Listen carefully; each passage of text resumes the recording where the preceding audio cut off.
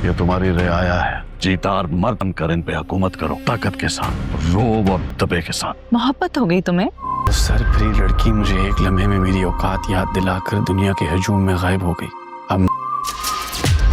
अब मुझे मेरा चैन और करार तब ही मुयस्सर होगा जब वो दुश्मन जहां मुझे मिले। ये आप मुझे दीवाने दीवाने से क्यों लग रहे? इश्क करना दीवाने का काम ही तो है। हाय लग जाए तो बंदा कहीं का नहीं रहता। मैं कहीं का नहीं रहा। बादशाह की मोहब्बत अब जुनून की हद को छूने लगी है। इसके दिल और दिमाग पर सिर्फ एक ही नाम छाया हुआ है, सुंदरी। यही जुनून इसे बेकाबू कर देता है। वो हर तरफ सुंदरी की तलाश करने निकल पड़ता है, मगर अब वो किसी की बात सुनने को तैयार नहीं।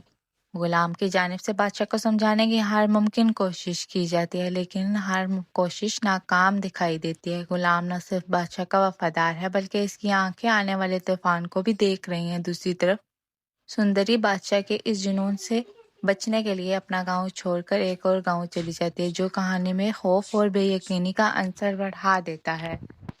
बादशाह गुलाम को सुंदरी को तलाश करने की जिम्मेदारी दे देता है, और यही फैसला कहानी की तकदीर बदल देने वाला साबित होता है। तलाश के दौरान जब गुलाम और सुंदरी एक दूसरे के सामने आते हैं तो किस्मत एक नया खेल खेलती है। नज़रें मिलती हैं और दिल एक हो जाते हैं।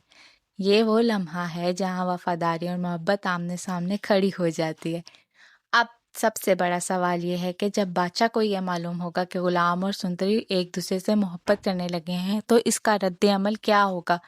क्या बादशाह का गुस्सा सब कुछ जलाकर राख कर देगा, या गुलाम अपनी वफादारी और मोहब्बत के बीच कोई रास्ता निकाल पाएगा?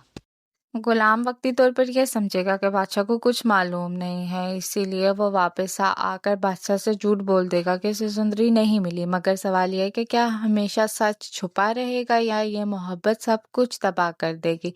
आने वाली किस्त में जज्बात, धोखे, मोहब्बत और इंतकाम के एक दुरुस्त इम्तिजाज साबित होने वाली है। नाजरीन के लिए हर मंजर तजस्सुस से भरपूर होगा। देखते रहिए बादशाह गुलाम सुंदरी, क्योंकि ये कहानी अपने सबसे खतरनाक मोड़ में दाखिल हो चुकी है। अब देखना यह है कि आगे क्या होता है।